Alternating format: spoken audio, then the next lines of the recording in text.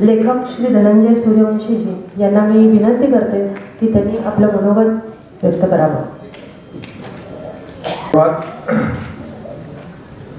शुभ माध्यम व्हायचे. हे जे पुस्तक आहे हे खरं तर सगळं श्रेय तुमच्या सर्वांचं आहे.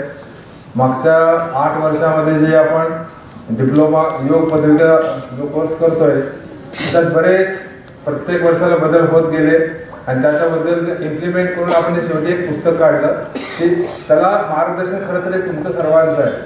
म्हणजे माझा अभ्यास असेल किंवा स्नेहलताईंचा अभ्यास असेल त्याच्यापेक्षा जे विद्यार्थी म्हणून येत होते म्हणजे अगदी प्रिन्सिपल ऑफ फार्मसी कॉलेजचे प्रिन्सिपल सुद्धा विद्यार्थी म्हणून जेव्हा बसत होते तर त्यांच्याकडे काही जे काही सूचना येत होत्या.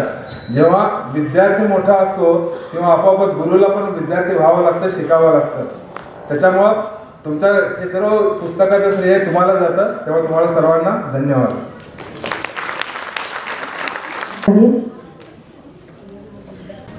सर्वांना सुप्रभात. शुभ माध्यान दादा म्हणले पण तरी आपण 11 वाजता आलेलो आहोत त्यामुळे सुप्रभात. हे पुस्तक लिहिण्याच्या मागची प्रेरणा, प्रेरक शक्ती माझे आईवडील, माझे सासू सासरे, माझे मिस्टर, माझी मुलं. आपण बघाल तर या पुस्तकामध्ये सगळेच्या सगळे फोटो माझ्या मुलीचे आहेत आणि कितीही वेळा फोटो काढायला लागले तरी तिने आनंदाने त्याची तयारी दाखवली. एकदाही कुरकुर केली नाही, कसलीही अपेक्षा ठेवली नाही, आई काय ग म्हणली नाही. आणि म्हणून त्या पुस्तकामध्ये खूप छान तिचे फोटो आपण सगळे बघू शकणार आहोत. माझे जे शेकडो हजारो म्हणीन विद्यार्थी आहेत त्यांच्याकडनं प्रेरणा घेत स्पर्धात्मक योगामधनं हळूहळू मी थेरॉटिकलकडे वळले. याचं कारण आत्ताची जी बदलत जाणारी जनरेशन आहे त्यांच्यावरती जे सगळे TV, मोबाईल आणि OTT प्लॅटफॉर्म वगैरे याचे जे संस्कार होत आहेत ह्या पार्श्वभूमीवरती लहानपणापासून त्यांना योगाची आवश्यकता आहे असं ज्या वेळेला निदर्शनास आलं त्यावेळेला आम्ही थेरॉटिकल म्हणजे परीक्षा या दृष्टिकोनातून योगाचे वर्ग घ्यायला सुरुवात केली. कारण स्पर्धात्मक योगामध्ये केवळ 3च नंबर पुढे जातात आणि बाकीच्यांना असं वाटतं आपल्याला काहीच येत नाही. तर त्यांनाही प्रत्येकाला येत असतं आणि योग म्हणजे जीवन जगण्याची कला किंवा पद्धत हे सगळ्यांच्या मनावर लहानपणापासून बिंबवावं आणि एक भारताचा उत्तम सक्षम नागरिक म्हणून त्या विद्यार्थ्यांनी तयार व्हावं या दृष्टिकोनातून सोलापूर जिल्हा योग परिषदेने 3 परीक्षा चालू केल्या. आणि त्या पार्श्वभूमीवरती मी आदरणीय जगताप सरांचे आभार मानते की त्यांनी आम्हाला हे सिलेबस डिझाईन करायची, हे काम करायची आजपर्यंत संधी दिली. आणि म्हणून आम्हालाही असं वाटलं की नुसत्या नोट्स देण्यापेक्षा एक पुस्तक स्वरूपात दिलं तर कायमस्वरूपी लोकांच्या जवळ राहतं, लोकांना ते केव्हाही रेफर करता येतं. असं सुटसुटीत छान पुस्तक आपल्यापर्यंत आम्ही दोघांनी पोचवलं आहे. याबद्दल मी सर्व मला ज्यांनी प्रेरणा दिली त्या सर्वांचे मनपूर्वक आभार मानते. धन्यवाद. धन्यवाद. यानंतर आजचे प्रमुख अतिथी टिंकेशजी गॅमलानी यांनी पण आपल्याला शुभेच्छा पर थोडंसं मनोगत व्यक्त करावं अशी मी त्याला विनंती करते.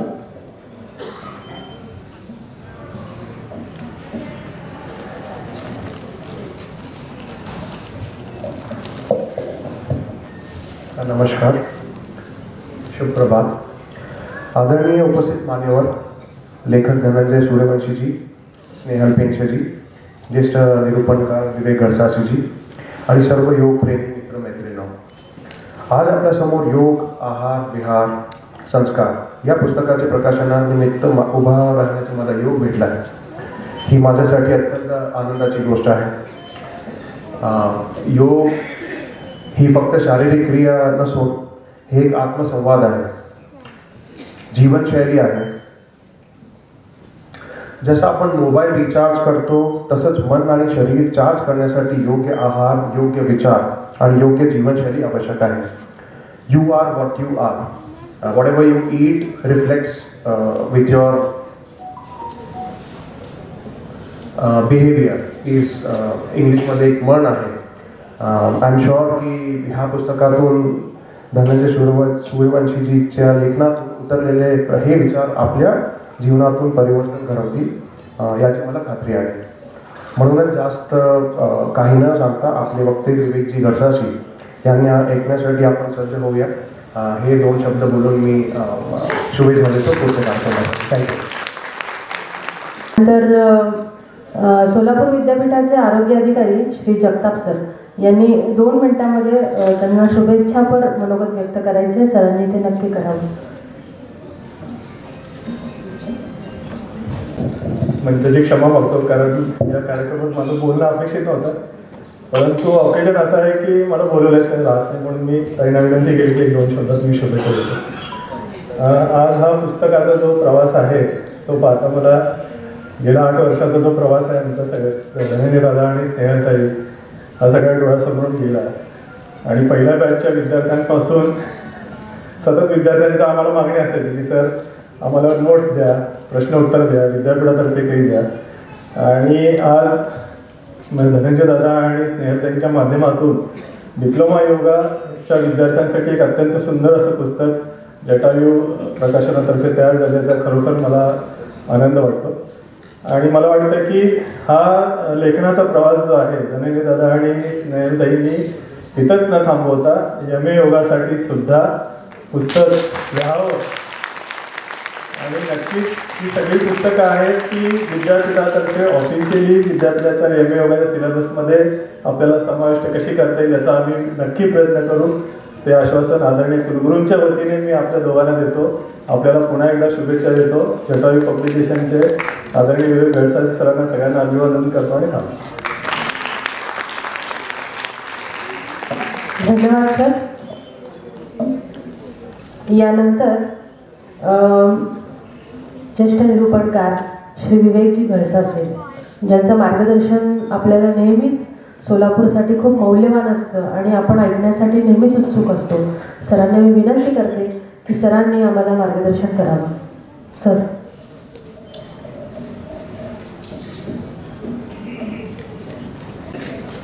चतुर्थीच्या सगळ्यांना शुभेच्छा. सगळ्यांना मनापासून रामराम.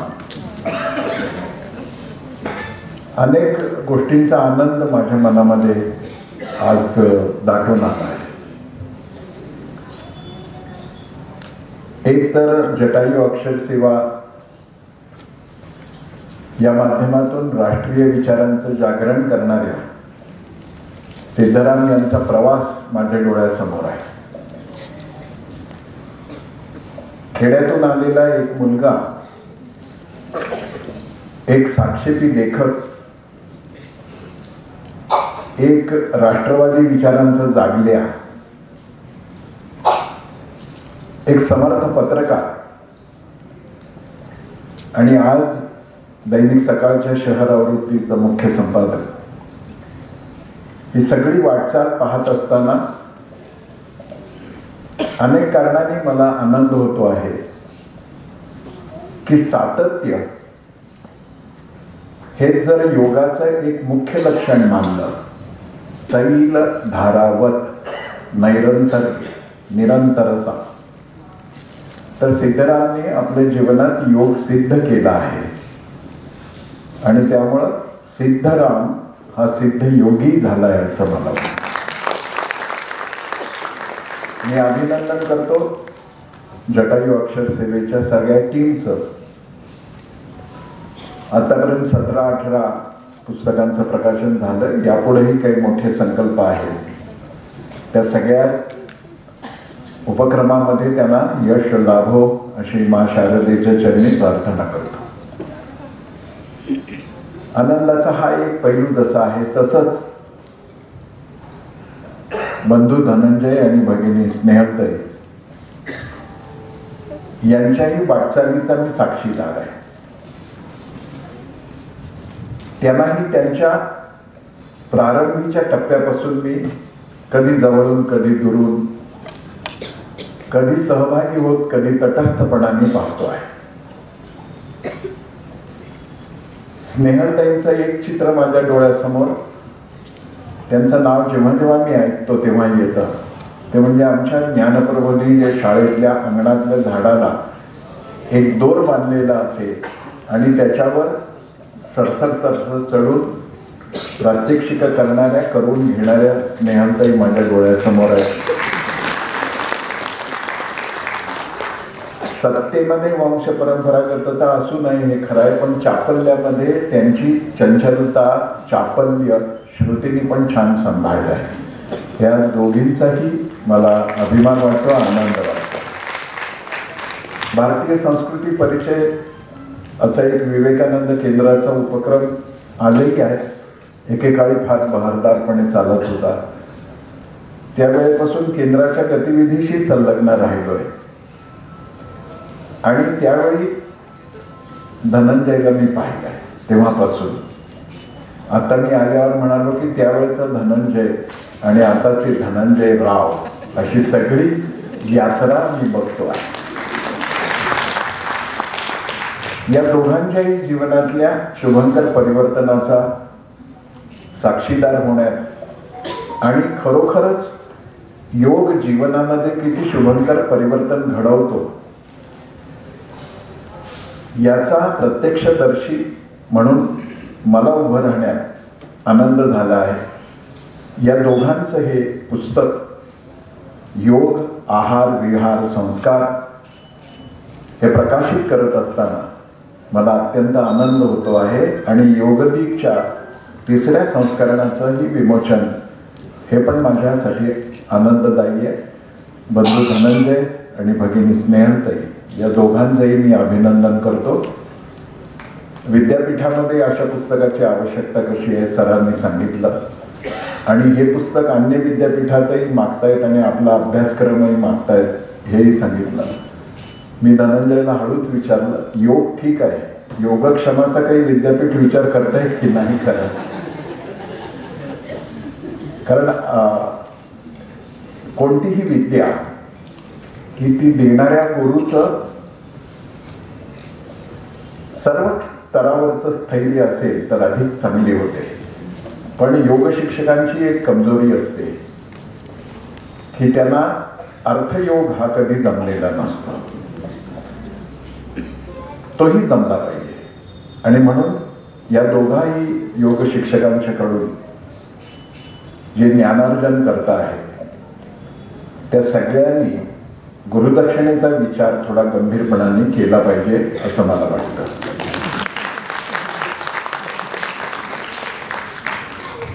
आनंदाचं सगळ्यात महत्वाचं कारण किंवा निमित्त म्हणजे सुरुवातीला झालेली त्या छोट्या मुलांची प्रात्यक्षिका.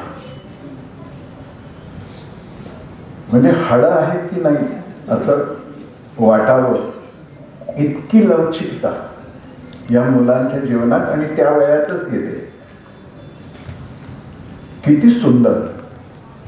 आणि मग माझ्या असं लक्षात आलं की योगामध्ये हा एक नवीन पैलू सुद्धा लोकांच्या समोर येतो की योग व्यक्तिगत पातळीवरती वैयक्तिक पातळीवरती जितका आपल्या जीवनामध्ये लवचिकता आणतो त्याचबरोबरीने एक सांघिक प्रयोग म्हणून सुद्धा त्याचं सादरीकरण किती होतं. सुरुवातीच्या मोठ्या समूहातला योगाचं प्रात्यक्षिक आणि त्या 2 मुलींनी नंतर केलेला इथला आविष्कार अद्भुत अविश्वसनीय, असामान्य म्हणून अभिनंदनीय आहे. त्यांच्यासाठी आपण परत एकदा टाळ्या. आणखीन एक आनंदाचं छुपं कारण आहे, त्याचं निमित्त अश्विनी ताई आहे.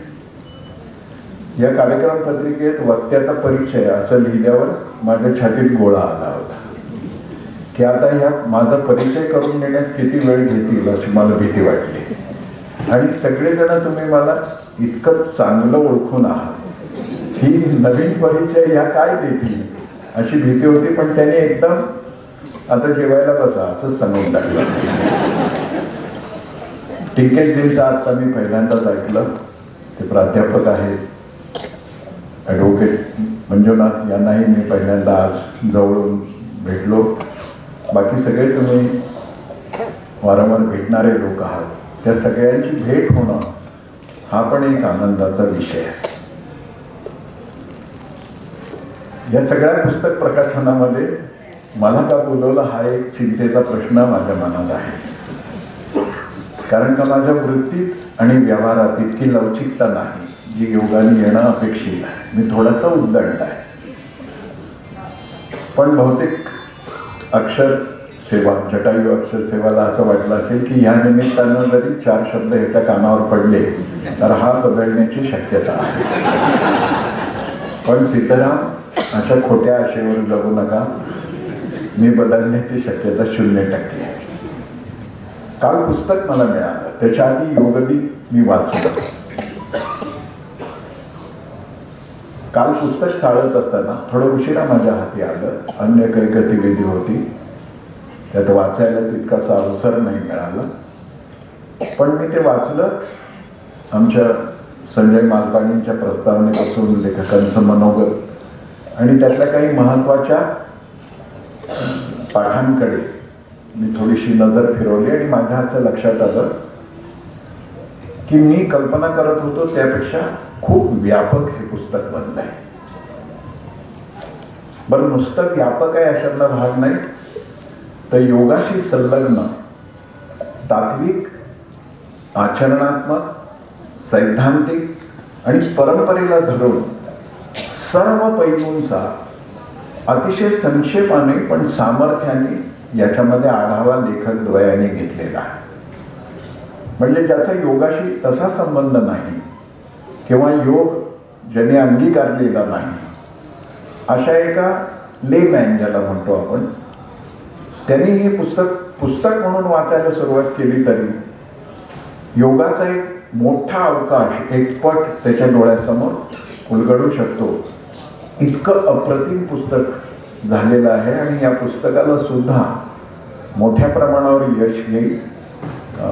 दिवाळीपर्यंत ह्याची 2री आवृत्ती काढावी लागेल, दिवाळीनंतर 3री काढावी लागेल आणि दरवर्षी ह्याची आवृत्ती काढावीच लागेल असं मला वाटतं.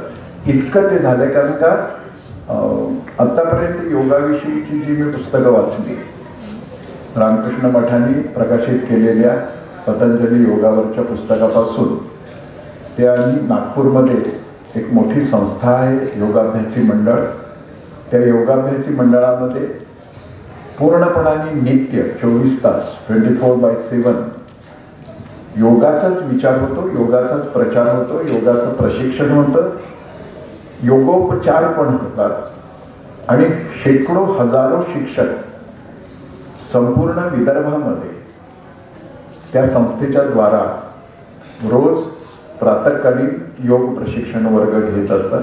त्यांच्याकडूनही मी खूप वाचलं. तिथेही काही खूप पुस्तकं वाचण्यात आली. अंतराने योगाभ्यासी मंडळात माझं जाणंही होत असल्यामुळं काही चर्चासत्रातही सहभागी झालो. अन्यही काही पुस्तकं वाचली. ही सगळी पुस्तकं वाचत असताना कळत नकळत एक दडपण, ती पुस्तकं छानच आहे, अधिकारी लोकांनी लिहिलेली, एक दडपण मनावर येत होतं आणि कुठे ना कुठेतरी असं वाटायचं की आपल्या क्षमतेच्या पलीकडे काहीतरी आहे. पण या दोघांनी लिहिलेलं योग आहार विहार संस्कार हे पुस्तक मला असं वाटलं की ज्याला वाचायला येतं त्यांनी वाचायला सुरुवात केली तर ते पुस्तक पूर्ण झाल्याशिवाय तो खाली ठेवणार नाही आणि त्याच्या मनात नक्की असा विश्वास निर्माण होईल की मला काही ह्याच्यामध्ये उतरता आलं पाहिजे. आपल्या माता अहिल्यादेवी विद्यापीठामध्ये कौशल विकास आणि योग शिक्षण सुरू आहे, ही खूप चांगली गोष्ट आहे. आठवड्यातून एखादा तास राजकीय आणि सामाजिक क्षेत्रातल्या लोकांना सुद्धा त्यात बोलवलं तर त्यांच्या वृत्तीत थोडी लवचिकता येऊ शकेल असं मला वाटतं. प्रयत्न करा, म्हणजे विद्यापीठ अडचणीत न येता प्रयत्न करा. पण खरोखर इतकं सुलभ, इतकं व्यापक, म्हणजे योग म्हटल्याबरोबर केवळ योगासनाचा विचार नाही आहे या पुस्तकात.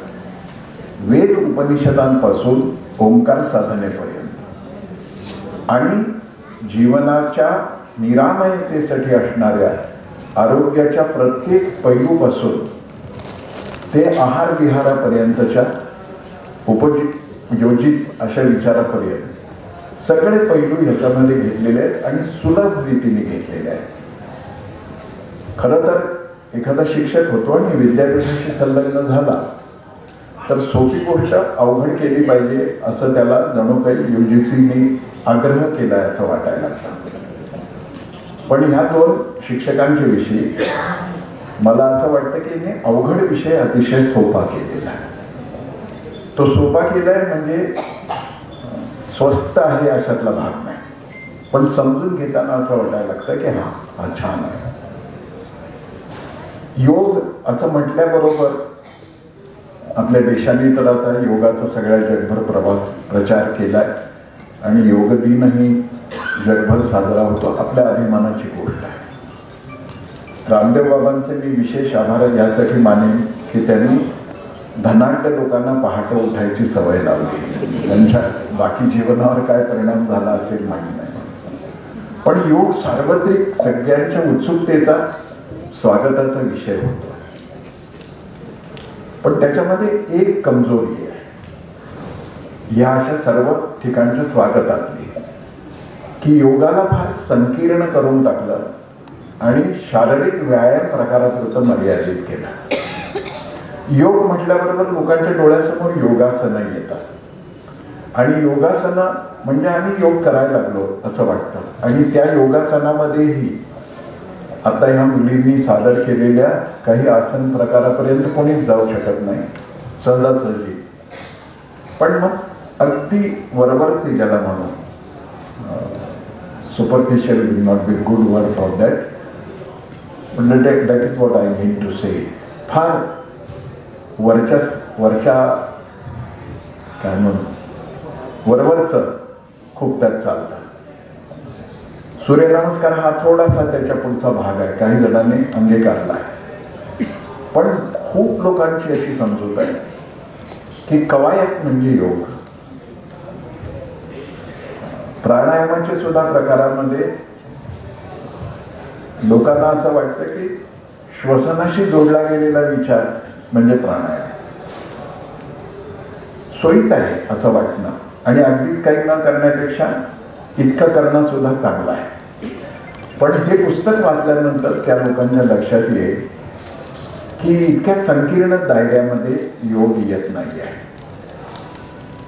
कारण का पतंजलीने स्वतः त्याला नुसतं योग म्हटले नाही, ते योगानुशासन असं म्हटलंय. मग योग जीवनाच्या सर्व भागामध्ये आहे, सर्व स्पर्शी आहे, सर्व स्तरावरचा आहे आणि त्यामुळे केवळ शारीरिक स्वास्थ्यासाठी योग हा त्याचा अगदी प्राथमिक स्तरावरचा उपयोग आहे. त्याच्या पलीकडे खूप सारा योग आहे आणि खरा योग तर त्याच्याच म्हणजे ईश्वर प्रणिधानापर्यंत आपण जाऊ न जाऊ, पण अष्टांगामध्ये समाधीपर्यंत जरी आपण गेलो तरी असं लक्षात येतं की कवायती पलीकडे काहीतरी आहे. म्हणजे शरीर निरोगी बनणं, शरीर लवचिक बनणं, शरीरावरती येणारे जे ताण आहेत, मस्क्युलर स्ट्रेसेस ते दूर होणं, ह्या सगळ्यासाठी त्याचा उपयोग आहे. पण त्याच्या पलीकडे काहीतरी आहे आणि त्या पलीकडे काय आहे याची उत्सुकता निर्माण करणार सगळ्याची उत्तरं त्या पुस्तकात नाही आहेत, असूच नाही. नाहीतर मग ते पुस्तक वाचल्यानंतर ते वाचणाऱ्या वाचकालाही असं वाटतं की आता मी पंडित झालो. काही प्रश्न अनुत्तरित ठेवायचे असतात ज्याचा शोध स्वतः वाचकाने घ्यायचा असतो. पण योग ही गोष्ट वेळापत्रकानुसार होऊ शकत नाही. म्हणजे मी सकाळी अर्धा तास योग प्रकार करतो, तर ठीक आहे, पण ती नुसती सुरुवात आहे. महायोगी श्री अरविंदांनी असं म्हटलं की ऑल लाईफ इज योगा. मग ह्याचा अर्थ काय होतो? पतंजली ज्याला अनुशासन म्हणतात त्याचा अर्थ काय होतो? पतंजलींच्या निरंतरतेचा आग्रह आहे, त्याचा अर्थ काय होतो? पतंजलींनी ज्या ज्या पद्धतीनं अनेक पैलूंचं शास्त्रीय त्याच्यामध्ये प्रकटीकरण केलंय त्याचा हेतू काय आहे? तर ह्या पुस्तकाच्या उपशीर्षकामध्ये त्यातल्या 3 पैलूंचा विचार येतो. एक आहे आहार, दुसरा आहे विहार, तिसरा आहे संस्कार. पण त्याच्या आधी आणखीन एक पायरी आहे, ती म्हणजे मी सकाळी उठल्यापासून रात्री झोपेपर्यंत आणि रात्री झोपल्यानंतर सुद्धा माझं जगणं योगानुकूल आहे की नाही. जगणं याचा अर्थ वागणं. म्हणजे मी योगही करतोय, योगावरती बोलतोही आहे, योगाचे सगळे प्रयोगही माझ्या वैयक्तिक जीवनात मी आणले आहेत, पण सामान्यतः माझ्या आचरणामध्ये योग कुठे दिसत नाही. मोठ्या प्रमाणावर जी शोकांतिका आहे आणि ती दूर होण्यासाठी हे पुस्तक फार उपयोगी ठरणार आहे की योग ज्यांनी आत्मसात केला आहे त्या माणसाचं प्रत्येक कर्म हे योग असतं. म्हणजे काय कवे कैलास असं जसं आपण म्हणतो की माझं प्रत्येक कर्म ही भगवंताची पूजा आहे किंवा माझं कर्मच भगवंताची साधना आहे, तसं योग आत्मसात केलेल्या माणसाचं सगळं श्वास उच्छ्वास घेण्यापासून पाऊल टाकण्यापर्यंत, बसण्यापासून उठण्यापर्यंत, झोपण्यापासून जागं होण्यापर्यंत, अन्न भक्षणाला सुरुवात करून शेवटचं आचमन घेईपर्यंत सर्व गोष्टीत लक्षात असं येतं की हा योग जगणारा माणूस आहे. कारण का त्याच्या प्रत्येक कृतीमध्ये योगाचा प्रतिध्वनी आपल्याला ऐकू येतो. नुसतं शारीरिक योग शिकणाऱ्यांच्या जीवनात असं परिवर्तन घडत नाही, कारण का ते शरीराच्या पातळीवरती योग राहतो, वृत्तीपर्यंत तो जात नाही. आणि वृत्तीपर्यंत जात नाही तोपर्यंत चित्तवृत्ती निरोध घेणं या सूत्राचा आपल्याला आवाका लक्षात येत नाही. प्रत्येक कर्म माझं इतकं छान. महायोगींचं वाक्य ते जे सांगितलं मी ऑल लाईफ इज योगा. तर मग कसं असलं पाहिजे? आणि हा फार महत्त्वाचा प्रश्न आहे. खूप सैद्धांतिक पातळीवर विचार करण्यानं असं वाटतं की वर्तनाविषयीचा विचार हा काही खूप महत्त्वाचा नाही, भौतिक पातळीवरती कसा आहे आणि योगासना कशी करतो आहे. असं जर असतं तर अर्जुनाने श्रीकृष्णांना स्थितप्रज्ञाविषयीचा प्रश्न विचारताना स्थितप्रज्ञाची ढोबळ लक्षणं विचारली असती. पण ज्याला आपण सूक्ष्म लक्षणं म्हणतो ती स्थितप्रज्ञस्य का भाषा किंवा सीत व्रजेत किम, तो कसा बसतो, कसा बोलतो, कसा वागतो, बघा हीच गोष्ट महत्वाची आहे. आणि योग तसा पाझरत राहतो आपल्या जीवनात. शिवरायांचे कैसे बोलणे, शिवरायांचे कैसे चालणे, शिवरायांची सलगी करणे कैसे असे, म्हणून ते श्रीमान योगी झाले. का तर त्यांचं चालणं, बसणं, उठणं, बोलणं हा माणूस योग जगतो आहे असं वाटलं पाहिजे. विहारामध्ये हा विचार येईल, आहारामध्ये हा विचार येईल, संस्कारामध्ये तर हा विचार येईलच येईल. साध्या साध्या गोष्टी आहेत. सार्वजनिक ठिकाणी तिथे जर मुव्हेबल चेअर्स असतील, चलायमान आसनं, तर त्याच्यावर बसताना मी कसं बसतो?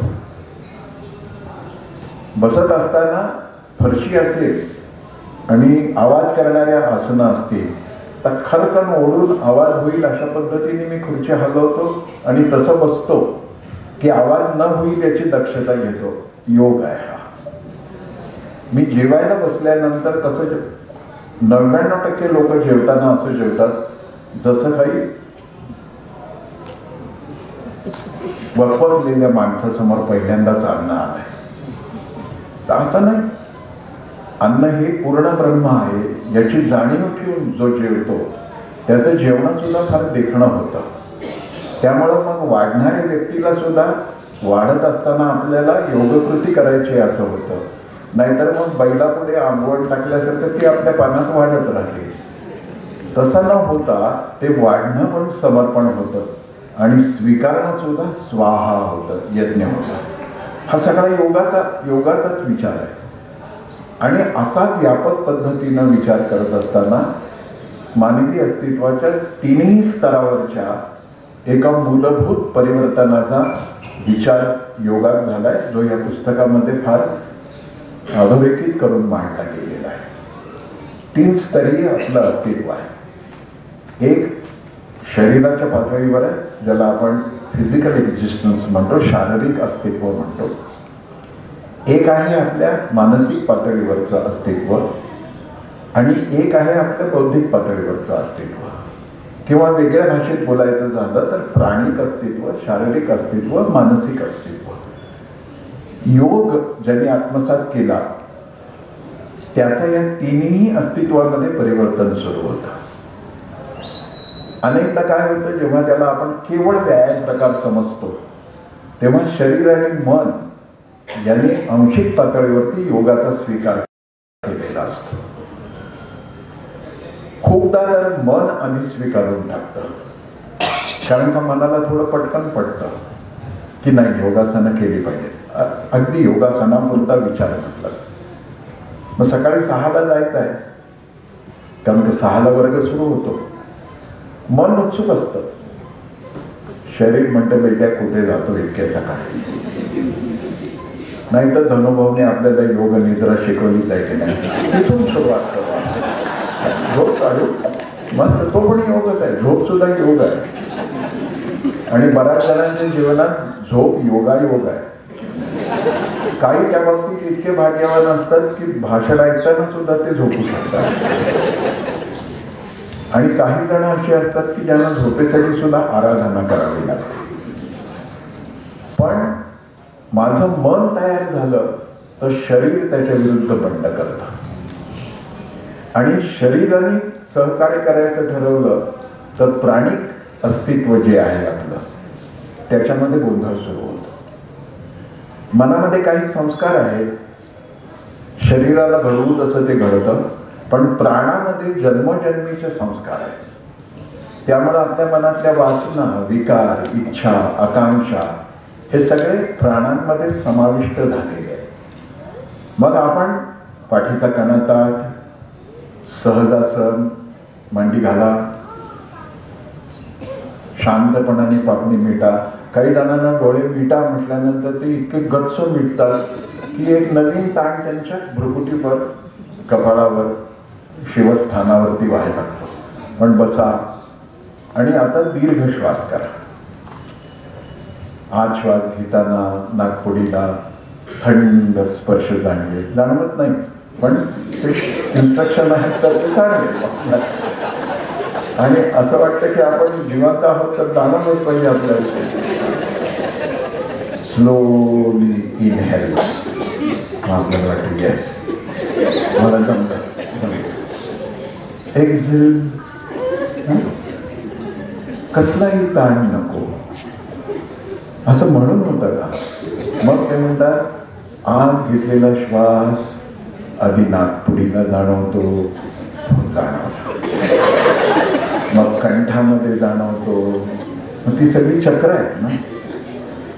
आपण चक्राचा विचार करताना चक्रम होऊन जातो, चक्रवर्ती होतच नाही. आता हृदयापाशी पोचला आहे डोंबल, कसं पोचेल? मग आता नाभीपाशी गेला. Hold it for a moment. म्हणजे काय करायचं माहितीच नाही. मग एक्झेल स्लोली नाभीपासून तो वर आला. आणि इन्स्ट्रक्टर जर भगिनी असेल ना तर फारच गोड वाटतं.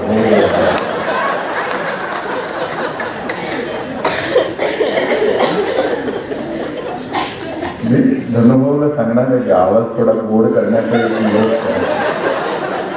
स्नेहा त्यांना काही सांगायची गरज. मग आता नागपुडीतून बाहेर येताना थंड नाही जाणवणार, कोमट जाणवतोच ना.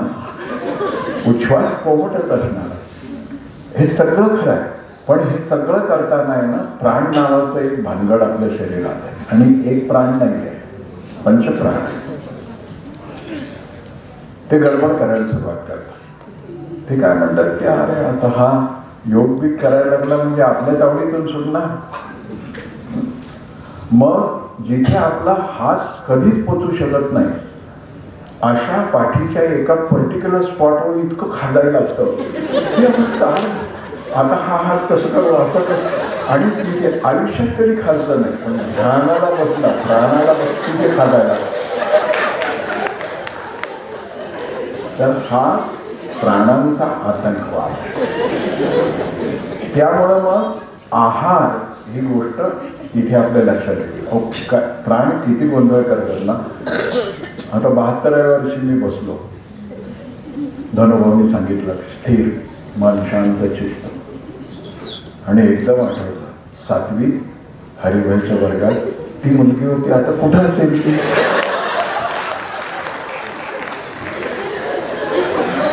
आता ही सूर्यवंशी असत, चंद्रवंशी असत, इथं काय चाललंय हे ह्याला कसं काय? ही सगळी भानगड प्राण करतात. मन करत नाही. आपल्याला असं वाटतं नाही मनात असा विचार का येतात, मनात नाही आहे. ती लग्न झालं, आता भेटली तर मामा हा म्हणून आपली ओळख करून सगळं झालं.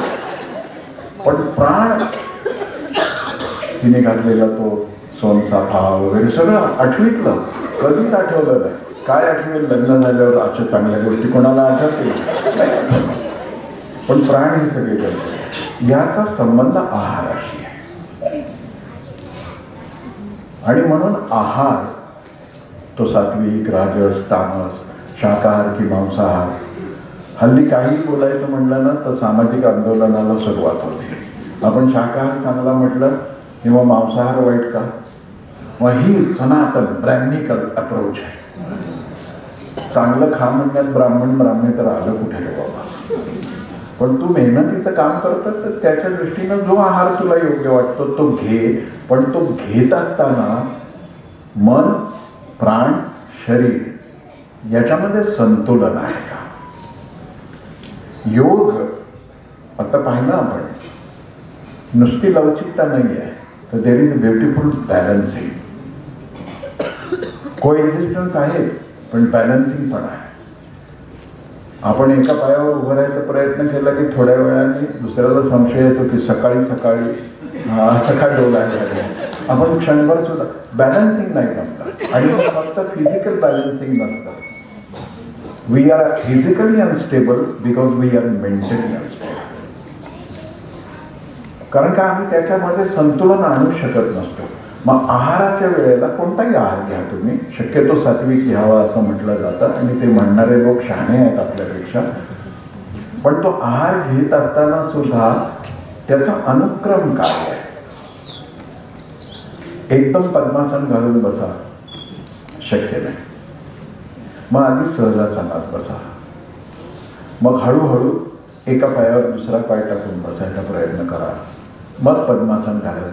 स्टेप्स आहेत ना. आहारामध्ये सुद्धा आहाराच्या गुणवत्तेबरोबर तो ग्रहण करण्याच्या प्रक्रियेमध्ये सुद्धा योग आहे.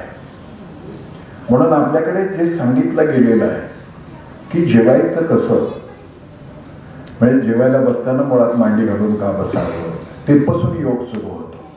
तुम्ही टेबलवर पाय लटकून जेवायला बसलात तर त्याचा तुमच्या शरीरावर काय परिणाम होतो, तुमच्या डायजेस्टिव्ह सिस्टीमवर काय परिणाम होतो, तुमच्या अन्नग्रहणाच्या वेळी जेवढ्या सगळ्या ग्लँडचं सिक्रेशन आवश्यक आहे तेवढं होत आहे का, तुम्ही पोटावर विशिष्ट पद्धतीचा दाब देऊन बसल्यामुळं अन्नग्रहणाला कशी अनुकूलता प्राप्त होते आणि त्याच्या चयापचयामध्ये किती अनुकूलता असते. सगळ्यामध्ये योग आहे. कारण का योग बेसिकली सायन्स आहे. मग मी अन्न ग्रहण करायला सुरुवात करतो ना तर पानामध्ये 4-2 पदार्थ असतातच. आणि उडत्याच्या हॉटेलात गेलो तो इतके असतात की आपल्याला अर्जुन विषाद योग आठवायला लागतो की आता हे विराट रूप दर्शन आहे. कुठून सुरुवात करू? आपल्याकडे आहाराचा विचार करत असताना सांगितलेला आहे सर्व रस आपल्या पानात असले पाहिजे. सर्व रस असले पाहिजेत हे जरी खरं असलं तरी अगदी लवणापासून शर्करेपर्यंत मधू कडू सगळे आंबट तुरट सगळे रस असले पाहिजे. पण सुरुवात कुठून करावी, सुरुवात कशी करावी, आचमन का घ्यावं, आहाराशी जोडलेले बारीक बारीक विषय आहेत आणि हे योगिक आहे. मी जेव्हा एकदम जेवायला सुरुवात करतो तेव्हा माझं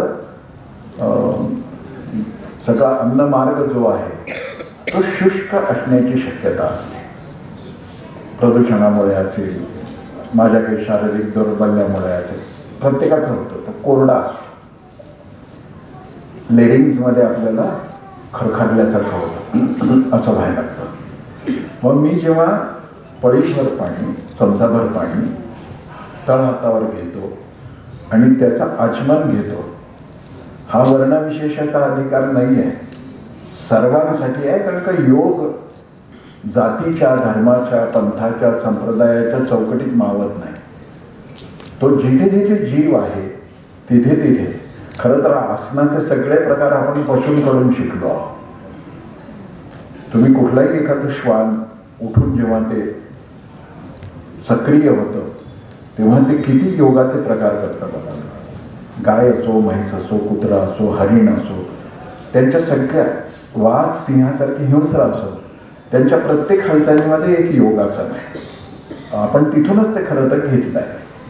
पण मी जेव्हा एक पळीवर पाणी आचमन करतो तेव्हा माझा सगळा अन्न मार्ग आहे ना तो छान होतो, स्निग्ध होतो, ओला.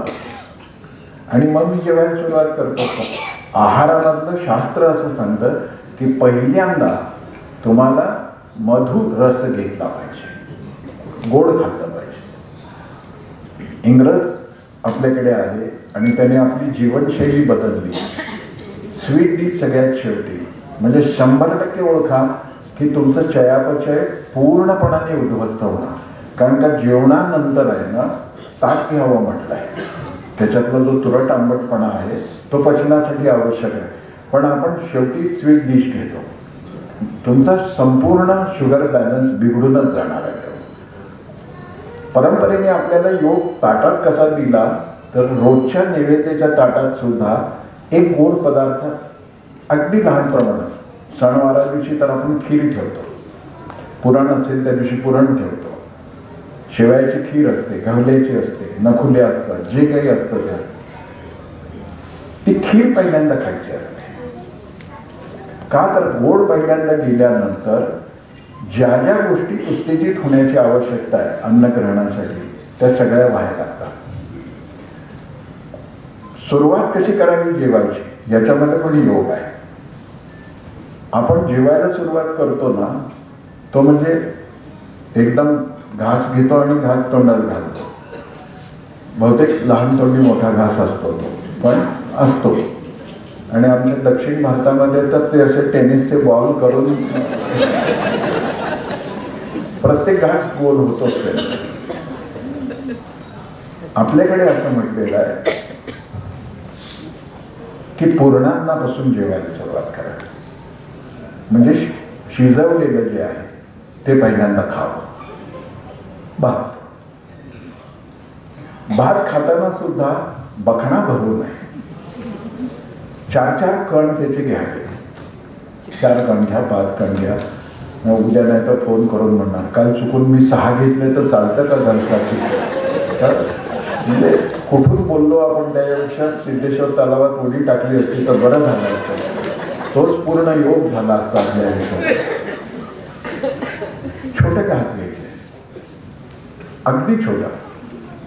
आणि काय म्हणायचं आहे ते वदानी कवळ घेतात म्हटलं पाहिजे, पण कोणी म्हणतच नाही. काही जणांना असं वाटतं तरुणपणासाठी हा नाहीच आहे. त्यांना कवळ म्हणजे कवळी वाटते, दाताची कवळी वाटते. कवळ म्हणजे घास आहे. तर मग प्राणाय स्वाहा, पानाय स्वाहा, उदानाय स्वाहा, समानाय स्वाहा, हे काय आहे? प्राण, अपान, उदान, समान या सगळ्या पंचप्राणांचं स्मरण करत मी ते जेवतो आहे. पंचप्राणांचा विचारही या पुस्तकात छान मांडला आहे. पण तसं करताना माझ्या पंचप्राणांचं स्मरण होणं आणि त्या पंचप्राणांचा पंचकोशावरती होणाऱ्या परिणामाचं स्मरण होणं हे अपेक्षित आहे. आपण जेवायला बसल्यानंतर किती विचित्र विचार येतात, काही बोलत असतो आपण, काही कशाविषयी आपल्या कॉमेंट चाललेल्या असतात, तर तो आहार चांगला होत नाही. असं करत अतिशय शांतपणाने जेवावं आणि 1 घास 32 वेळा तळून खावा म्हटलंय. तर काही जण नेहमीच लोकल पकडायच्या घाईमध्ये असतात, इतकं भराभरा खातात, शरीराला त्याचा त्रास होतो, त्यांनी आपला तमोगुण वाढतो. मग माझा आहार जसा सात्विक असला पाहिजे तसा तो सात्विकतेने ग्रहणही केला पाहिजे. मग अन्नामध्ये खाण्याचं जे प्रमाण आहे ते सुद्धा अवास्तव आहे आता आपला. आणि आपल्याकडे पाहुणचाराची सगळ्यात चांगली रीत काय वाटते, पाहुणा मरेपर्यंतला आदराने खायला घालते.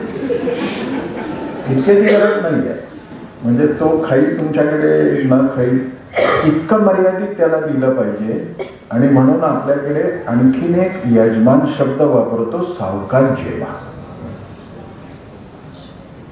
आपल्याला म्हणतं सावकाश जेवा म्हणजे 1 घास इतका सावकाश खायचा की वाढणाऱ्याला वाटलं पाहिजे काय झालं यांचा, म्हणजे अन्नग्रहणात सुद्धा समाधी अवस्था आली वगैरे. असं सावकाश याचा अर्थ अवकाश, पोटात थोडी पोकळी शिल्लक ठेवून जेवा. ज्वारीचं पोतं भरतात तसं पोट भरू नका, तिकडे थोडी जागा ठेवा. आणि अन्न किती घ्या तर उंजळीत मावेल एवढंच. कोणी बोलवलं कळतच ना, हरदी भर दुपारी असले प्रक्षोभक विचार सांगता उंजळीत मावेल. बघा, जर मी माझ्या पोटात जागाच नाही ठेवली तर माझी पचनक्रिया नीट होत नाही. त्याने काय होतं, वृत्तीत तमोगुण वाढतो आणि शरीरामध्ये जडता वाढते. जेवल्यावरही पुन्हा जेवावं लागलं तर जेवता आलं पाहिजे. असा रोज प्रयोग करायचा नाही, पण वाटलंच असं कुठे तर जेवता आलं पाहिजे. पण मला इतकंच जेवलं पाहिजे. मला आठवतं एकदा सोलापूरमध्ये आमच्या जबलपूरहून एक जैन धर्मावलंबी लोकांचा शाकाहार रथ आला होता आणि मला त्याचं स्वागत करायला बोलवलं. मी गेलो, शाकाहारावर बोललो. शाकाहारावर कोणत्याही विषयावर मी चांगलंच बोलतो आहे की नाही, तर हो म्हणा ना, जागे आहात ना, चांगलं बोलतो की नाही. हा पण योग आहे, ह्याला जागृती योग म्हणतात.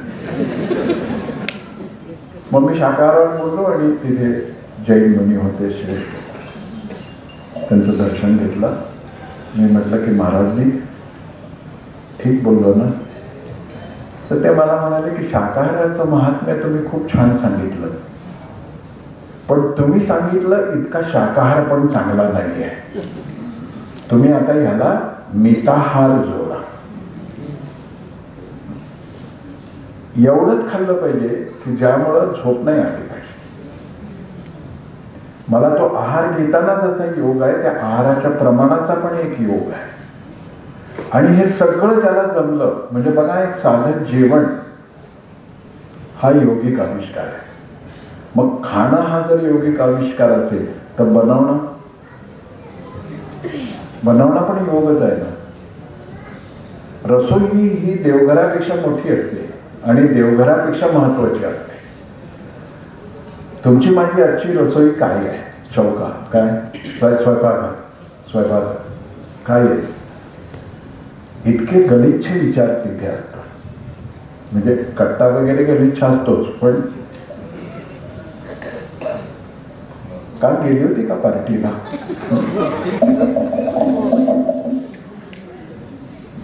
शिराच होता ना, तिला दुसरं काही येतच नाही. हे अन्न कोणता संस्कार करेल. म्हणजे अन्न प्रक्रिया बनवणं हा पण योग आहे. म्हणून आपल्याकडे शास्त्रांनी असं म्हटलेलं आहे, अन्नपूर्णेचं स्तोत्र म्हणतच अन्न शिजलं पाहिजे. बघा, मी योगाची आयाम सांगतो वेगवेगळी किती आहे. तर आहारामध्ये कशा कशाचा विचार करायचा आहे मला.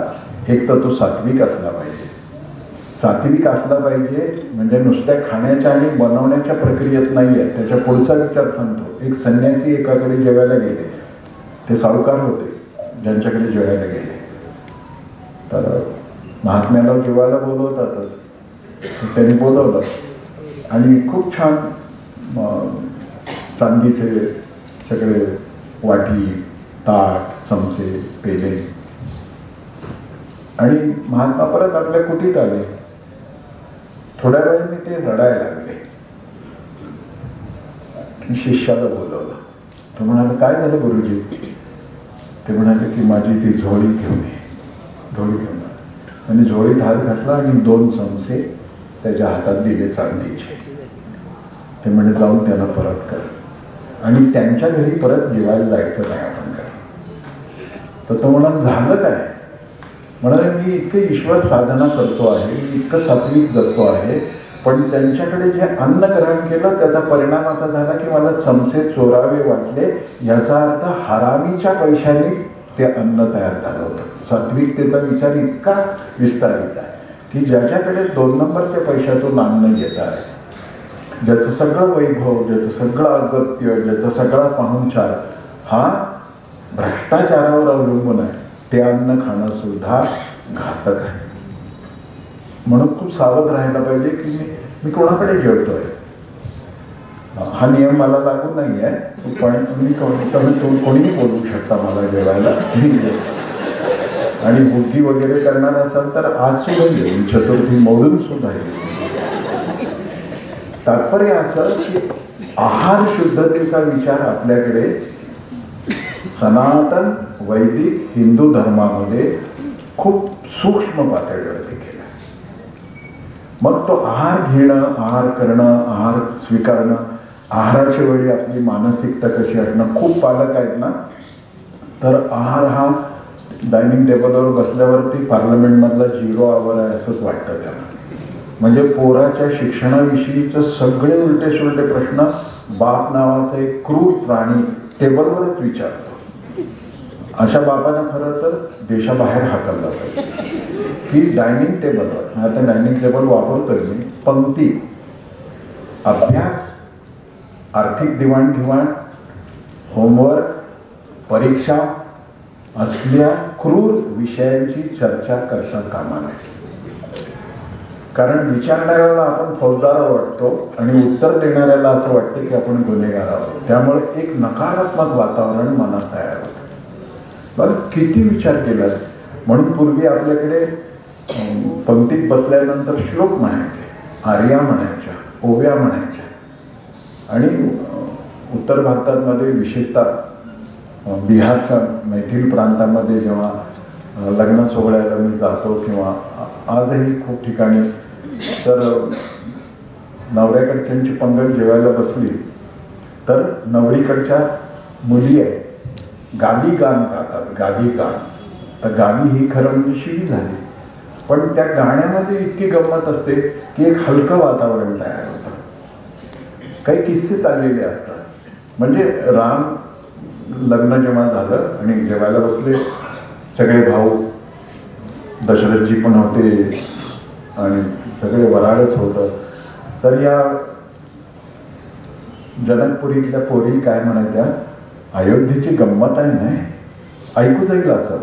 आणि जसंही मेहुणीला चेष्टा करायची परवानगी असतेच आणि ती आवडते, पण जो चेष्टा करून घेतो त्याला, कारण का बायको अशी चेष्टा करेल तर तिची काही खैर नसते.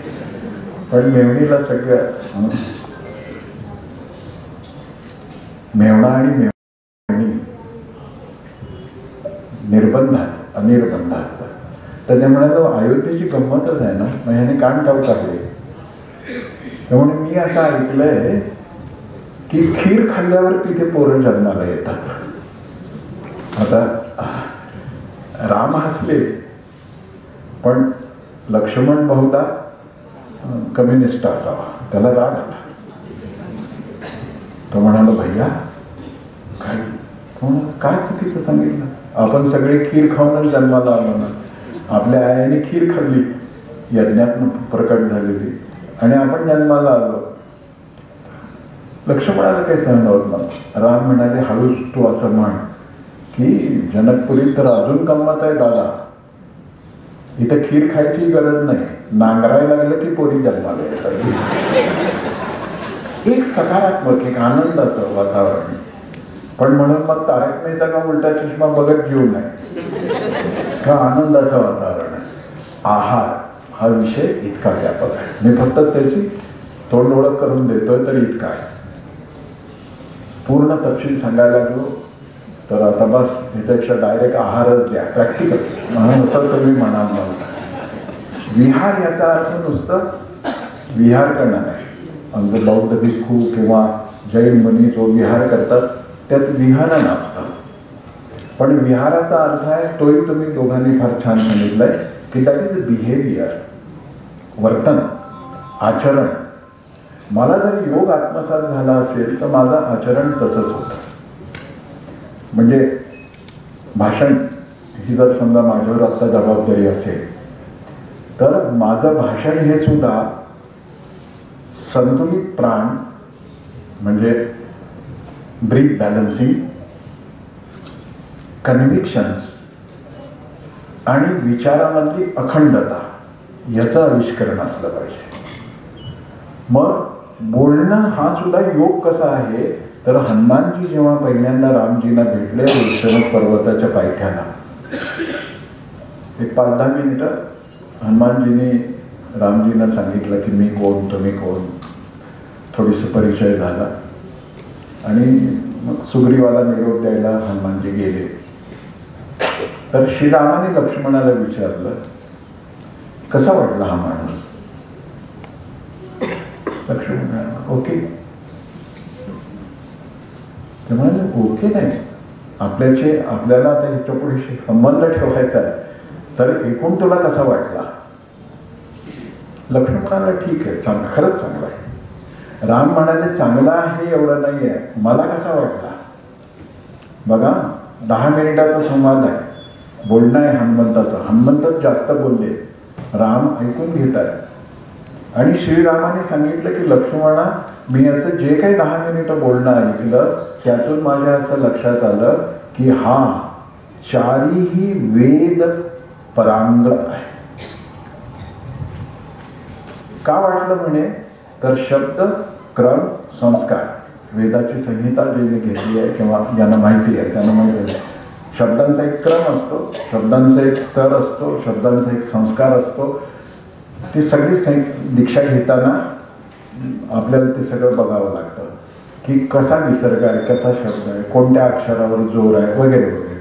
तर राम म्हणाले की हा वेद निपुण आहे.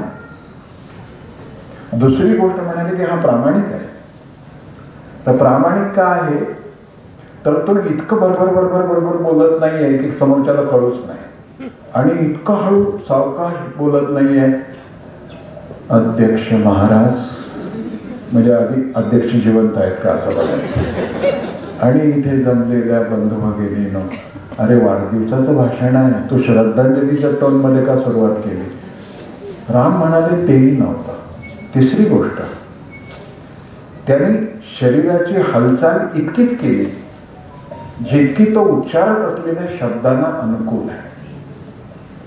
त्याचा मुद्राभिनय सुद्धा असाच होता. उगीच डोळे मोठे केले नाही, उगीच आवाज वाढवला नाही, उगीच मोठी वळल्या नाही, आडव मास्तरांसारखं नाही ओरडला तो. म्हणजे सगळे हे जे काही आहे ते योग आहे. आणि मग राम म्हणाले की ह्याचं सगळं उभं राहणं, बसणं, बोलणं, जो मेसेज द्यायचा आहे तो मेसेज देणं मला एका योगाचं लक्षण वाटतं. राजकारणातल्या लोकांनी सगळं भाषणाचा फार भोगा करून टाकलाय. त्यांची भाषणं ऐकायला जाऊ नाही कधी. इतकं ओरडत असतात. त्यांना असं वाटतं की त्यांचा मेंदू जसा जड आहे तसं लोक बहिले आहेत. आपल्याला हळूही ऐकू येतं. पण बोलणं योग आहे. मला आश्चर्य वाटलं रामांचं ते वाचत होताना. वाल्मिकीने फार सुंदर वर्णन केलंय. त्याच्यात बॉडी लँग्वेज आहे, फेशियल एक्सप्रेशन आहे, नॅरेशन आहे, परफेक्ट शब्दांची निवड आहे. आणि राम म्हणतात की हा योग आहे. सोपी गोष्ट आहे का. हा योग आहे. विहारामध्ये हे सगळं येतं. म्हणून मी म्हणलं कसे आलो, कसे गेलो. माझी प्रत्येक कृती, आचरण, बिहेवियर, आता बिहेवियर सायन्सवर खूप बोललं जातं, पण त्याला हा योगाचा बेस नाही आहे. फार पुन्हा ते बरोबरच आहे. पहिलं नाव लक्षात ठेवा, शेकहँड करताना हात कसा करा, मग शेकहँड करताना कस के कितना दबाना चाहिए, असल्या काहीतरी गोष्टी असतात. असं करण्याची काही गरज नसते. तुमच्या आत योग असेल तर तुम्ही जे कराल ते सुंदरच होतं. एका सत्पुरुषांना भेटायला त्यांचा शिष्य गेला. वरच्या मजल्यावर बसले होते, खोलीचं दार बंद होतं आणि त्यांनी विचारलं की गुरुजी के दर्शन करणे, तो जाऊ क्या, बोले जाऊ. तो गेला तर त्यांनी दार उघडलं, येऊ का म्हणून, या दर्शन घेतलं, चालला. तर ते म्हणाले की रुको, जा रहे हो ना. तो म्हणाला हाँ, दरवाजे से माफी मागो बोले. आता त्याला काही कळलं नाही, पण आता गुरु आज्ञा आहे. तो गेला दरवाजापाशी, हाँ मागो, माफी मागो. तो म्हणाला माफ करना. चालला. इधर ऐसे नहीं, प्यार से कहो माफ कर दो. तो परत गेला, त्याने सांगितलं माफ कर दो. ऐसा भी नहीं, दरवाजे को छू करके प्रेम से कहो माफ कर दो. मरता क्या नहीं करता, सगळं केलं त्याने. दार लावून तो गेला. तो जिना उतरत असताना त्याच्या लक्षात आलं की दरवाजाची मी माफी मागितल्यामुळं दरवाजावर काय परिणाम झाला माहीत नाही, पण माझ्यावर काय परिणाम झाला तर दरवाजा आपटायला नको होता हे मला कळलं. योग आहे की मी दरवाजा, आणि दुसऱ्याच्या कारमध्ये बसायचं असेल तर ट्रक आहे असं समजूनच आपण दरवाजा लावतो. प्रेमाने करा, प्रत्येक गोष्ट प्रेमाने करा. अनेक साधू पुरुष आहे ना, खुर्चीवर बसताना सुद्धा धन्यवादाचा भाव मनात ठेवून स्पर्श करतात आणि मग बसतात. बसणं हा योग आहे. खूप खूप सूक्ष्म आहे, पण मी विहारामधल्या ह्या सगळ्या गोष्टी अशा सांगतो की जेव्हा मनू आणि त्याची पत्नी आपल्या मुलीला दाखवायला घेऊन गेली कश्यपांकडे, तेव्हा त्यांनी आसनं मांडली होती. आई म्हणजे होणाऱ्या सासू सासऱ्यांना बसायला दिलं. होणारी पत्नी आणि तिलाही सांगितलं की बैस. आता ती म्हणाली की माझ्या होणाऱ्या नवऱ्याने मांडलेल्या आसनावर जर मी बसले तर मी नवऱ्याकडून सेवा करून घेतली असं होईल. बघा योग. नाही बसले तर त्यांच्या आतिथ्य धर्माचा अपमान केला असं होईल. मग मी काय केलं पाहिजे तर तिने फक्त आसनावर डावा हात ठेवला आणि ती जमिनीवर बसली. तुझ्या आतिथ्याचा सन्मान आहे आणि माझ्या मर्यादेचं पालन आहे, हा योग आहे. शेकडो हजारो गोष्टी आपल्याला अशा सांगता येतील की माझं वर्तन विहार कसा असला पाहिजे.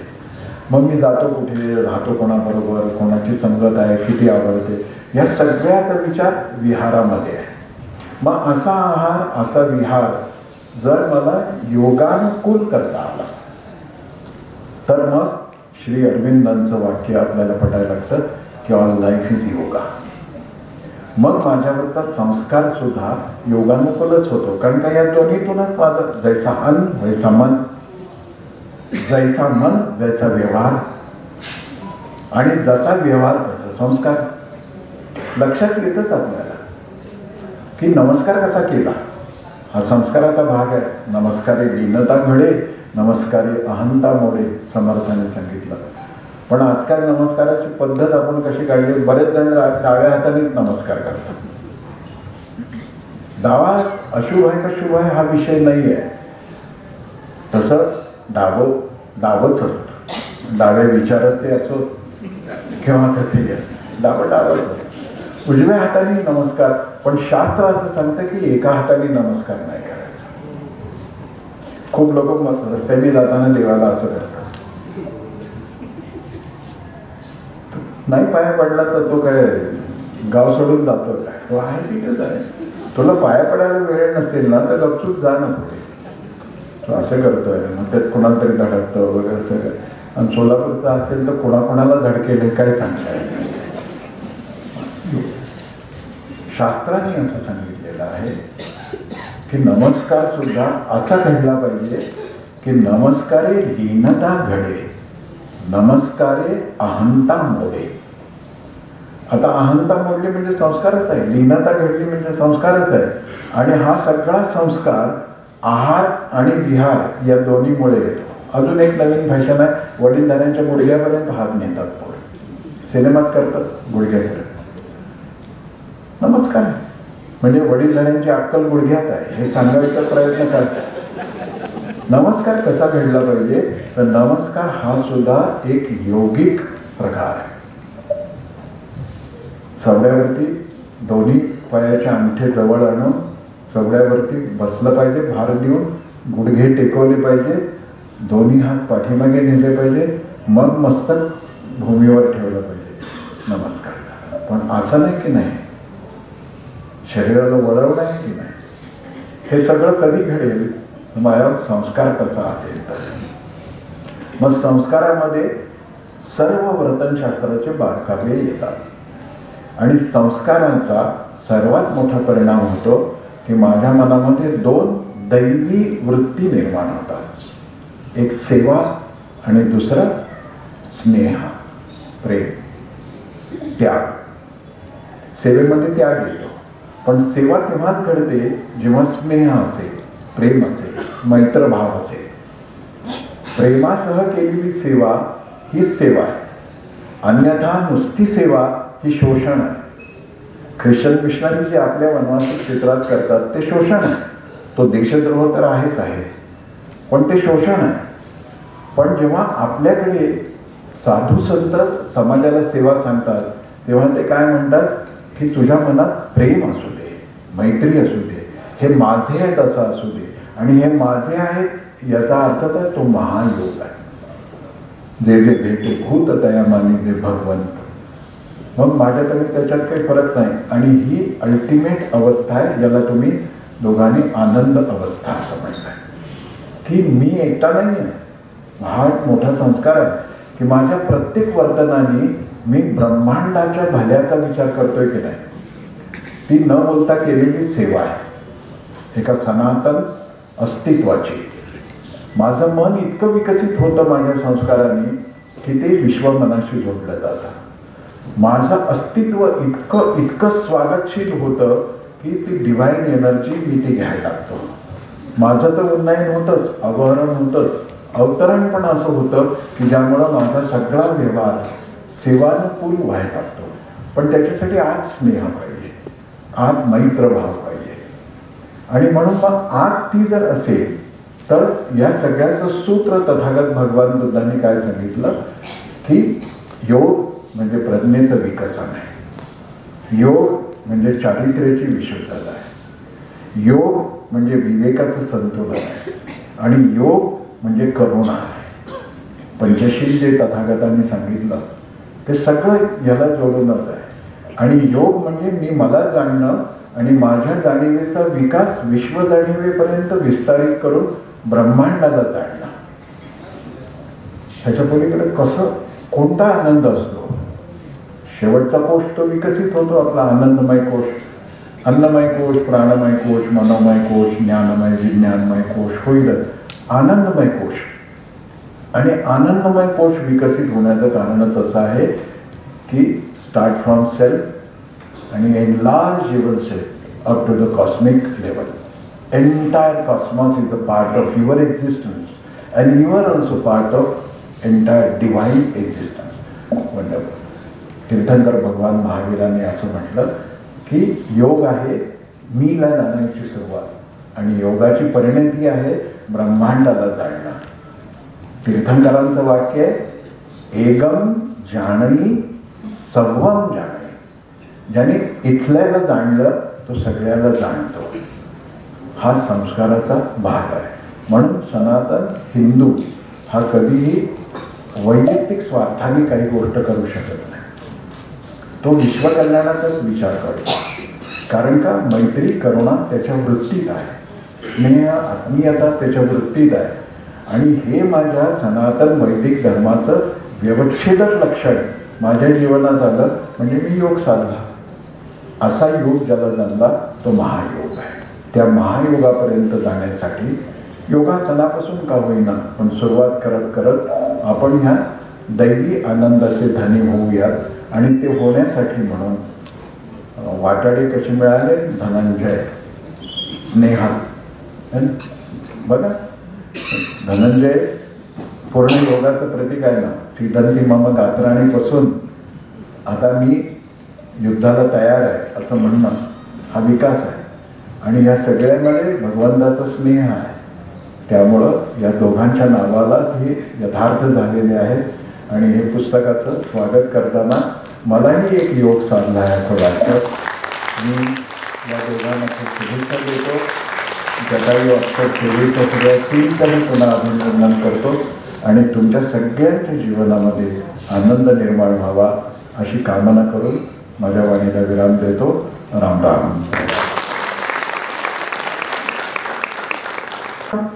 आपण आपल्या ओघवत्या वाणीने नेहमीच सोलापूरकरांना मार्गदर्शन केलेले आहे.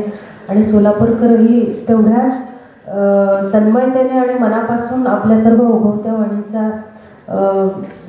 एक आनंद देतात असं नेहमी वाटतं मला. अनुशासित योग, आहार विहार आणि अध्यात्माचा एकत्रित मार्गक्रमणामुळे मानवाचे जीवनमान नेहमीच समृद्ध होते, तर मन सशक्त होते. ही अनुभूतीही आपल्या या भाषणातून आज आम्हाला मिळाली. धन्यवाद सर. एक सूचना आहे, ज्यांनी पूर्व नोंदणी केली आहे त्यांनी सभागृहाच्या बाहेर पडल्यानंतर आपल्याला ती पुस्तकं मिळून जातील. त्याचबरोबर आज योग आहार विहार पुस्तक आणि योगदीप याचं कॉम्बिनेशन असलेलं जे पुस्तक आहे कंबो, तर ते आज सवलतीच्या दरामध्ये आपल्याला उपलब्ध होणार आहे. यानंतर प्रगती बाळी हिला मी आभार प्रदर्शनासाठी आमंत्रित करते. त्यानंतर वंदे मातरमने कार्यक्रमाची सांगता होईल. ज्येष्ठ निरूपणकार माननीय विवेकजी घरसासी, प्रमुख अतिथी टिंकेश ग्यामलानजी, माननीय धनंजय दादा, सौ स्नेहलताई आणि ज्यांनी शंखनाद केला ते जितेंद्रजी महामुनी व उपस्थित सर्व मान्यवर, पत्रकार बंधू, योगप्रेमी या सर्वांचे मी जटायू अक्षर सेवातर्फे सर्वांचे मनपूर्वक आभार करते. कार्यक्रमाचा आपला समारोप वंदे मातरमनी होईल, त्यासाठी मी योगीनाथ बिरादार यांना विनंती करते की त्यांनी स्टेजवरती यावे. सुजलां सुफलां मलयज शीतलां सस्यश्यामलां मातरं वन्दे मातरम्. शुभ्रज्योत्स्नां पुलकितयामिनीं पुल्लकुसुमित द्रुमदल शोभिनीं सुहासिनीं सुमधुर भाषिणीं सुखदां वरदां मातरं वन्दे मातरम्. कोटि कोटि कंठ कल कल निनाद कराले, कोटि कोटि भुजैर्धृत खर करवाले. अबला के नुमाए तो बले बहुबल धारिणी नमामि तारिणी रिपुदल वारिणी मातरं वन्दे मातरम्. तुम्ही विद्या तुम्ही धर्म तुम्ही हृदय तुम्ही मर्म, त्वं हि प्राणा शरीरे बाहुते तुम्ही मा शक्ती, हृदये तुम्ही मा भक्ती तो मारई प्रतिमा गडी मंदिरे मंदिरे. वंदे मातरम्. त्वं हे दुर्गा दशप्रहरणधारिणी कमलात् कमलदलविहारिणी वाणी विद्यादायिनी नमामि त्वां नमामि कमलां अमलां अतुलां सुजलां सुफलां मातरं वन्दे मातरम् श्यामलां सरलां सुष्मितां भूषितां धरणीं धरणीं मातरं वन्दे मातरं वन्दे मातरं। भारत माता की